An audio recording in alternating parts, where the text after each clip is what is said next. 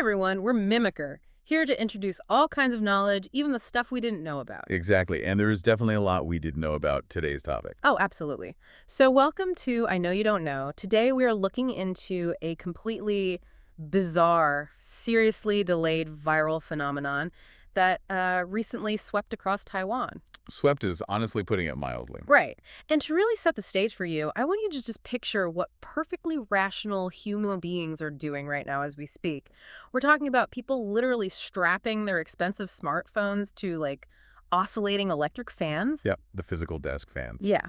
And we've got tourists enduring a grueling 10-hour bus ride in dead-stop traffic just to spend, what, 50 minutes walking around Chiayi City? Just 50 minutes. It's wild. And perhaps wildest of all, the entire internet basically coming together to unanimously identify a tiny virtual creature with a sprout on its head as the president of Taiwan. I mean, it sounds like collective madness, doesn't it? Yeah. But there is actually a very specific, carefully designed engine driving all of this chaos. What we are looking at is a game called Pikmin Bloom. Right, Pikmin Bloom. Yeah, it is an augmented reality walking game, meaning it uses your phone's camera and GPS to, overlay digital creatures onto the real physical world around you. It was developed jointly by Nintendo and Niantic. Okay, but what makes this story so fascinating to me is its incredibly weird timeline. I mean, this game launched back in October 2021. That's right. Yet it took 4 whole years before it completely exploded into the cultural zeitgeist. So today we're going to explore the unprecedented growth model behind it, the psychological hooks driving people to essentially cheat a pedometer, and the wildly unique community culture it spawned. And it really is unprecedented. Wait, I'm stuck on that timeline already, though. Yeah. The mobile game industry is notoriously ruthless. Usually a game burns bright at launch and then, dies super fast. Are you saying Nintendo and Niantic just sat on this game for 4 years waiting for it to catch on? Well, no, not exactly. Was it intentional or a fluke? It was kind of a bit of both. But to understand why they were so patient, you really have to look at where this intellectual property actually comes from. Oh, right, the original concept. Yeah, it originated from the mind of Shigeru Miyamoto, Nintendo's legendary game designer. During a phase in his life where he was spending a lot of time gardening, he just found himself watching a line of ants in his yard. Just watching ants. Literally just watching them. They were carrying leaves and bits of food back and forth to their nest. And he started wondering what it would be like if you could command these tiny, industrious creatures to complete everyday tasks for you. Mm-hmm. That simple, quiet observation was the birth of the Pikmin concept. That's strangely poetic for a video game origin. It really is. And the name itself was actually a beautiful mistake, right? Like, when the development team was first working on the concept, they internally called the creatures Piki. Yep, Piki. But a foreign engineer made a typo and wrote Pikey into the source code as if it were the character's actual finalized name. And then later on, when they were brainstorming the official title, Miyamoto realized that Pikmin sounded a lot like vitamin. Which is such a good coincidence. It's the perfect analogy, an analogy perfectly suited for a game that is quite literally designed to improve your physical health by forcing you to go for a walk outside. Exactly. It's a game framed as a daily supplement. But let's look at how that vitamin performed in the brutal mobile game market. This was Nintendo's second major augmented reality collaboration with Niantic, right? They were trying to follow up the world-stopping success of Pokemon Go. Oh man, Pokemon Go was everywhere. Right. So they soft-launched Pikmin Bloom in late October 2021 across 180 markets. And initially it looked like it was going to be a standard massive hit. I mean, they had 2 million downloads in just 2 weeks. But then, absolute silence. It just dropped off the face of the earth. Yeah. Which is the real anomaly here. It wasn't dominating the App Store. Nobody was talking about it on social media. Right. And in the mobile game industry, the life cycle is incredibly predictable because of user acquisition costs. A game goes viral, it peaks, it starts to decline after about 3 months, and it's essentially a ghost town within a year as players turn out. But Pikmin didn't do that. No, Pikmin Bloom did the exact opposite. It grew quietly, but steadily, year over year. When we review the data we collect, the revenue tells an incredible story of retention. Tell me the numbers because they're crazy. So in 2022, they brought in $8.4 million.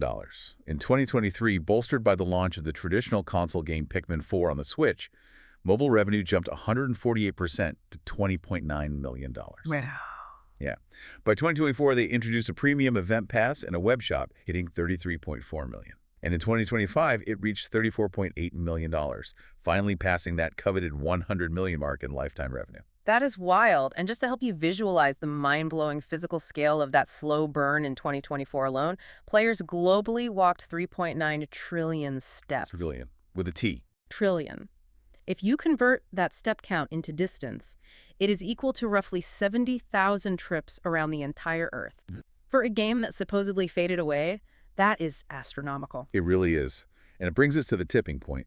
How does a slowly growing, quiet walking app suddenly become a cultural tidal wave? Yeah, how does that happen? Well, what wasn't spontaneous? It was a geographic domino effect that actually started far outside of Taiwan. Right, South Korea. South Korea really served as the meme engine for this entire phenomenon. They absolutely did. In late 2024, there was this massive wave of organic marketing driven almost entirely by Gen Z women and K-pop idols. People started imitating the little biku biku sound that the digital Pikmin make when they walk across your screen. It's a very cute sound. It is, and they were posting these soundbite videos on Instagram and TikTok, and it just caught fire. And when you have K-pop idols engaging with a trend, you're tapping into incredibly powerful parasocial relationships. Their reach as trendsetters is unparalleled. Unparalleled is an understatement. I mean, you had Nugent's Hanny interacting with fans on a live stream while literally wearing a massive Pikmin flower head costume. Which was adorable, by the way. Totally. And Hyen was showing off exclusive blue Pikmin merchandise on her Instagram stories. NMIXX's BAE publicly stated to her fans that Pikmin Bloom was the single most used app on her smartphone. You really cannot buy that kind of marketing for Gen Z in Korea. It immediately normalizes the game as something trendy and cute, rather than just, a nerdy tech demo. Right. Which then paved the way for Japan to become the monetization engine. Japan is actually the largest revenue market for the game globally. Niantic saw this highly engaged, trend-conscious player base and really capitalized on it. What did they do? Well, in November 2024, they ran their first ever paid live walking event called the Pikmin Bloom Journey at Tokyo Dome City. Players paid 2,300 yen for a ticket. Okay, 2,300 yen to walk. Yeah. But the ticket didn't just give you items. It required you to physically walk to specific real-world locations around the dome to collect limited edition virtual Pikmin. It was a massive success, drawing over 10,000 attendees to a single geographic area. Okay, let me pause you there. So Korea provides the viral meme marketing, and Japan provides the proof of concept that people will actually pay real money to walk around a city. But how does that light the fuse in Taiwan? Like, how do we jump from a structured Tokyo Dome event to Taiwanese players taping their phones to kitchen appliances? Right, it seems like quite the leap. But it wasn't an overnight jump. Niantic was actually building Taiwan's foundation very meticulously. Oh, really? Yeah, they partnered with the Tainan Design Expo in 2024 to integrate the game into the event, and they turned 4,300 Family Mart convenience stores into special in-game interaction spots. They laid the localized groundwork. I see. But the actual spark that ignited the powder keg was social media. In January 2026, the official traditional Chinese Threads account launched. It hit 18,000 followers on day one, rocketing the game straight to #1 on the App Store. And once it hit #1, the local culture just took over, resulting in some of the most bizarre phenomena I've ever seen. Like, it got weird very fast. It really did. The first one we have to talk about is the politician lookalike. So a player caught a specific type of Pikmin, a rock Pikmin wearing a seashell decoration in Wanli, New Taipei City. And because of the way the game randomly generates its features, this Pikmin had a center-parted hairstyle that looked exactly like President Lai Ching-te. Yes, the resemblance was uncanny. But real quick, just to be completely clear to you guys listening, we're simply looking at the gaming community's reaction here. Yes, exactly. We are impartially reporting on the content provided in our sources. We are not taking any political sides or endorsing any viewpoints, left-wing or right-wing. Right, and we remain entirely neutral regarding the president or any political figure. Our focus is strictly on how the game's mechanics collided with local geography and culture to create a viral moment. Perfectly said. Because the punchline to this whole event is that President Lai's actual hometown happens to be Wanli. It's such a crazy coincidence. It is. So the game had inadvertently assigned the exact right birthplace to this political doppelganger. The entire Taiwanese internet was demanding that the player physically walk this specific Pikmin all the way to the presidential office to collect an in-game postcard. It is a brilliant example of how augmented reality creates emergent storytelling. I mean, the game didn't script that event. The intersection of the real world and the digital world created it. So you have people wanting to march a virtual politician across the map. But what about the people who want the in-game rewards without doing the actual physical walking? This led to a subculture of what I can only call Taiwanese folk engineering. Oh, this is where human nature really shines. The game asks you to walk. The player asks, how can I trick my phone's accelerometer into thinking I'm walking? And the creativity was astounding. People were taping their smartphones to the cages of oscillating electric fans. Which is brilliant, yeah, in a lazy way. right. They were strapping them to massage guns, letting the rapid vibration fool the pedometer into logging steps. Some people were hooking their phones up to electric power drills. That sounds dangerous. A little bit. One grandma literally engineered a swinging contraption out of an old kitchen waste bucket and some rubber bands. But the absolute funniest one I saw, someone went to a revolving sushi restaurant, placed their phone directly on the conveyor belt, and just ate their meal. No way. Yes. The game treated the phone like a piece of salmon nigiri, spinning it endlessly around the restaurant and logging massive distance. That is hilarious. But what's deeply fascinating to me about all of this cheating is the psychology behind it. They are dedicating incredible amounts of engineering to cheat a system that has absolutely no competitive stakes. Right. I mean, there is no leaderboard. You don't win money. You just get virtual flowers. Which brings up another highly efficient way to cheat the pedometer: your coworkers. Ah, yes, the office strategy. On Threads, there was a massive buzz about the office Pikmin bag. Basically, if someone in the office is going out on a coffee run or to pick up lunch, every single coworker unlocks their phone, leaves the game running, and tosses it into a tote bag. A literal bag of phones. Yeah, you literally hear people shouting across the room, "Take my phone, my Pikmin is about to sprout." It sounds like a quirky office joke, but it actually points to a deep sociological reality. Yeah. The 104 Job Bank actually conducted a survey and published a report on this exact trend. Really? What did they find? So they found that this behavior, particularly among 30-something corporate workers in Taiwan, is a direct coping mechanism for hidden burnout. Corporate culture demands that you are constantly constantly productive, constantly competing. Pikmin provides a profoundly low-stakes, pressure-free escape valve. Yeah, handing your phone to a coworker is a tiny, shared moment of solidarity and relief during a highly stressful workday. It's a pressure release valve, though I have to say, it wasn't a low-stakes escape for everyone. Have you seen the absolute disaster that was the Decard ID thread? Oh, the stock settlement incident. Yes, that was pure chaos. It was supposed to be this wholesome thread on the Decard forum where players could share their 12-digit friend codes to team up, but someone accidentally copied the wrong thing from their clipboard and pasted their 12-digit stock settlement deficit notification number instead. Which is horrifying. For anyone who doesn't trade stocks in Taiwan, a settlement deficit basically means you bought shares, but your bank account doesn't have the cash to pay for them. It means you're about to default on a trade, which can completely ruin your credit and financial life. Seeing that specific notification number is terrifying. It's the ultimate real-world stressor invading their anti-stress game. Exactly. People in the thread were commenting, "My heart just stopped, and if that payment pop-up actually appears on my screen, I'm dead." And just when it couldn't get worse, someone else accidentally posted an ID that happened to match the direct phone number for the new Taipei Police Department. Oh, no. The entire thread devolved from sharing cute virtual flowers to sheer financial and legal panic. It perfectly highlights how deeply entangled our digital lives are. But, if we're talking about emotional reactions to this game, we really have to talk about the travel mechanic. Oh, the walking back thing. Yes. Pikmin Bloom has this feature where if a Pikmin earns enough affection from you, it wants a special decoration. But to get it, the Pikmin has to physically walk back to the exact GPS coordinates of its birthplace. And the catch, it travels in real time, at actual human walking speed. Which is brutally realistic. I was reading the complaints online, and they read like tragic Victorian letters. I really do. People travel abroad for vacation, find a Pikmin, come home to Taiwan, and suddenly their virtual friend has to begin a grueling trek back to where they found it. One user was lamenting, "My Tokyo Pikmin has been walking for 3 months and still hasn't arrived." 3 months. Another was watching their New York Pikmin literally swimming across the Pacific Ocean, updating its status day by day. It's a wonderfully romantic yet agonizing mechanic. You actually feel a sense of longing for this digital creature.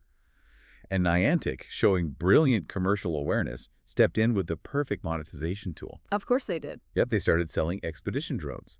For a premium fee, you can deploy a drone to fly across the globe and return your Pikmin instantly.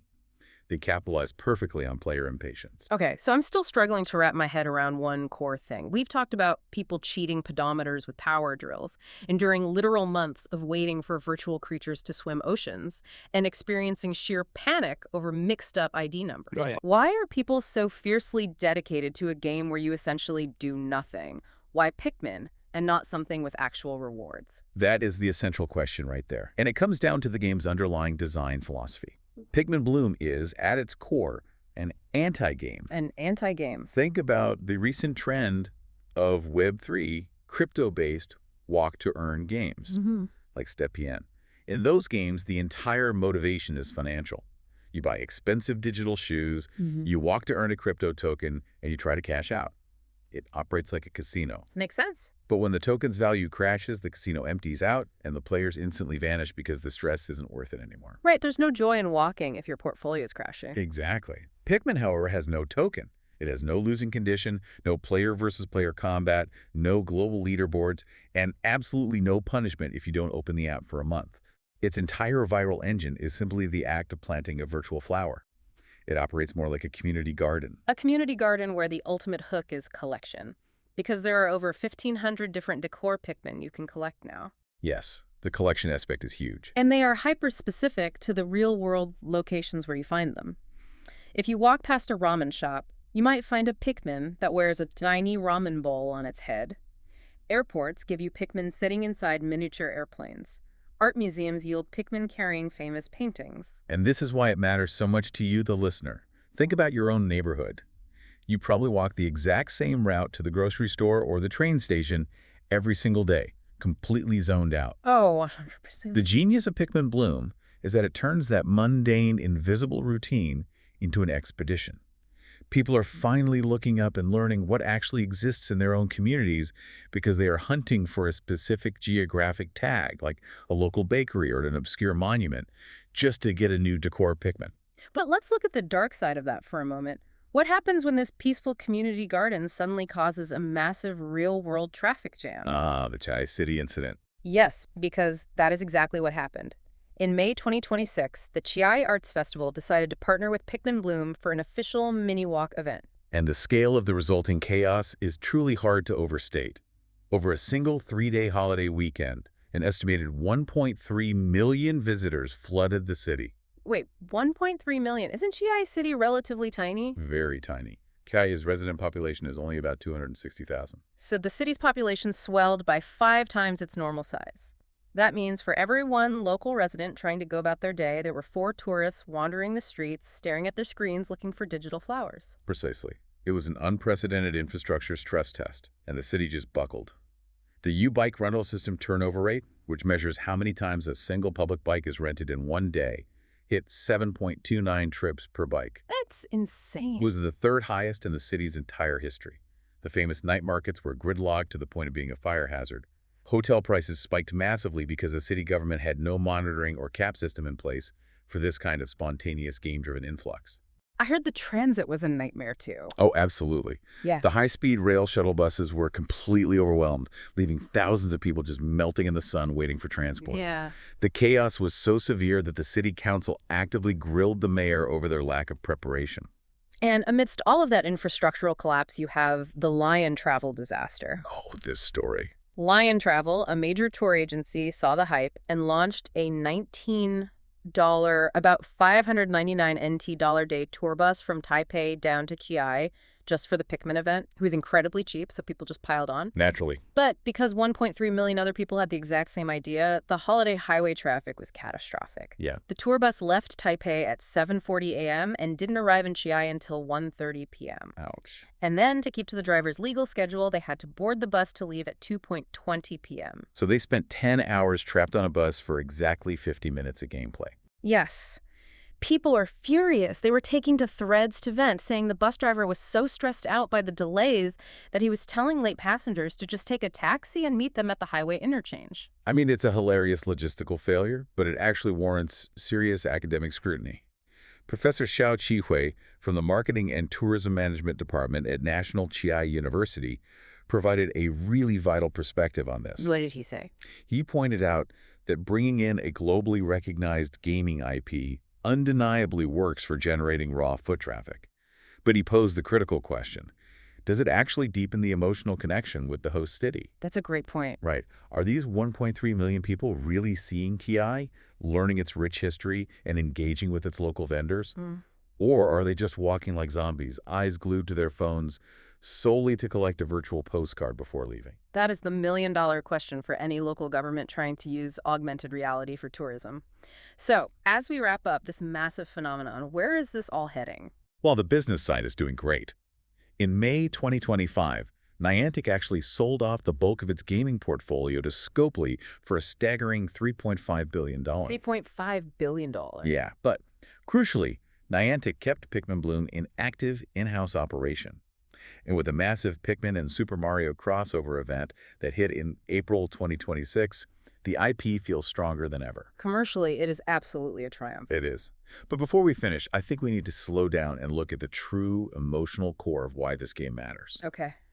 Common Health magazine reported this beautiful story about an orthopedic doctor in Taiwan. He had a patient, an elderly grandfather, who was walking less than 2,000 steps a day. He was highly sedentary, which was, really worsening his health. Right. But his young grandson desperately wanted him to play Pikmin. The grandson just wanted to plant flowers with his grandpa. And because of that simple, gamified connection, the grandfather went from under 2,000 steps to over 10,000 steps a day. Oh, wow. That's a huge jump. It is. Yes, his joints started complaining from the sudden burst of activity, but his doctor celebrated it. He celebrated the fact that this man was finally, willingly, and happily going outside. That is incredibly sweet. It completely bridges the generational divide using technology instead of technology isolating them. It really does. And I want to leave you, the listener, with this final thought to mull over today. We live in an era defined by extreme digital burnout, constant Slack notifications, doom scrolling, and high-stakes virtual competition. We really do. If an anti-game, a piece of software defined entirely by being lighter, slower, and cuter, where the ultimate reward is nothing more than a digital flower on a tiny creature's head, if that is what it takes to capture our collective obsession, what does that say about our modern reality? That's profound. Perhaps the very best digital experiences aren't the ones that help us escape the physical world, but rather the ones that gently, quietly force us to reconnect with it. Thanks for tuning into this episode. If you enjoyed our content, don't forget to like, subscribe, share, and turn on the notification bell. See you guys.